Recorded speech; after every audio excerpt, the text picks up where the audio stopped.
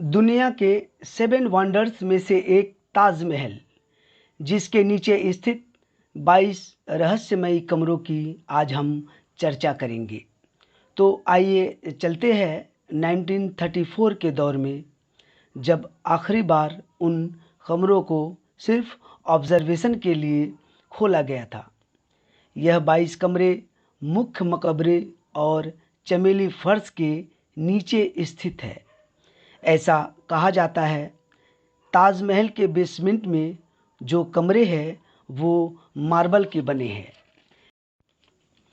ऐसा कहते हैं कि तहखाने में अगर कार्बन डाइऑक्साइड की मात्रा बढ़ती है तो वो कैल्शियम कार्बोनेट में बदल जाती है।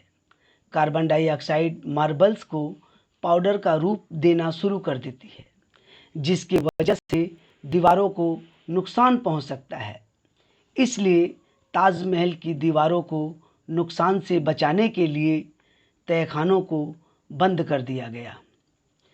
प्रसिद्ध इतिहासकार P.N. ओक ने अपनी किताब ट्रू स्टोरी ऑफ ताज में लिखा है, यह एक शिव मंदिर या राजपूताना महल था जिसे बादशाह शाहजहां ने मकबरे में बदल दिया। ओक ने कहा, यह स्मारक 1155 में बना था, यानी मुगलों के शासन से दशकों पहले। इतिहासकार ओक ने दावा किया है कि ताजमहल से हिंदू चिन्ह और निशान हटा दिए गए और जहां नहीं हटा पाए उन्हें बंद कर दिया गया। उन्होंने अपनी किताब में ये भी दावा किया है कि मुमताज़ को उनकी कब्र में दफनाया ही नहीं गया था। उनके अनुसार ताज और महल दोनों ही संस्कृत मूल के शब्द हैं। इसके अलावा किसी भी मुस्लिम इमारत के नाम के साथ कभी महल शब्द का प्रयोग ही नहीं हुआ है। ताजमहल के 22 कमरों में क्या है, इसको लेकर लोगों के मन में तरह तरह के ख्याल आ रहे हैं। मैं भी इस राज को जानने के लिए कोलकाता से आगरा पहुंच गया। ताजमहल पहुंचते ही हमारी मुलाकात गाइड दयाराम से हुई। उसने ताजमहल का दीदार कराना शुरू किया। धीरे धीरे मैं ताजमहल के उस हिस्से में जा पहुंचा जो यमुना नदी से बिल्कुल सटा हुआ है। यहाँ आते ही मेरी नज़र ताले जड़े दरवाज़ों पर पड़ी। यहाँ पर पास में जालीनुमा खिड़कियों से झांकने की कोशिश की तो सामने की तरफ कुछ शैडो नज़र आई। वहीं रास्ते की तरफ इशारा करते हुए दयाराम ने बताया, यह रास्ता उन्हीं 22 कमरों की तरफ जाता है। थोड़ी देर बाद मुझे पता चला 22 कमरों में 4 बड़े और 18 छोटे कमरे हैं।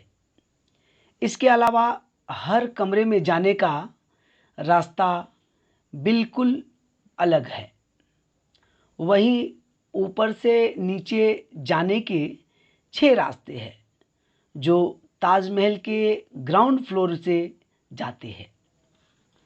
मुगल काल में जिन भी इमारतों का निर्माण हुआ है उससे संबंधित दस्तावेज सुरक्षित है, लेकिन ताजमहल को लेकर बहुत ज़्यादा दस्तावेज सामने नहीं आते हैं। जो दस्तावेज है उनमें 3 मुख्य पत्रों का ही जिक्र किया जाता है। इतिहासकार राजकिशोर राजे बताते हैं कि केवल 3 पत्र बादशाह ने लिखे थे। पहला, ताजमहल में पत्थरों की आवश्यकता के लिए। दूसरा, योग्य कारीगरों के लिए। तीसरा, अतिरिक्त संसाधन के लिए।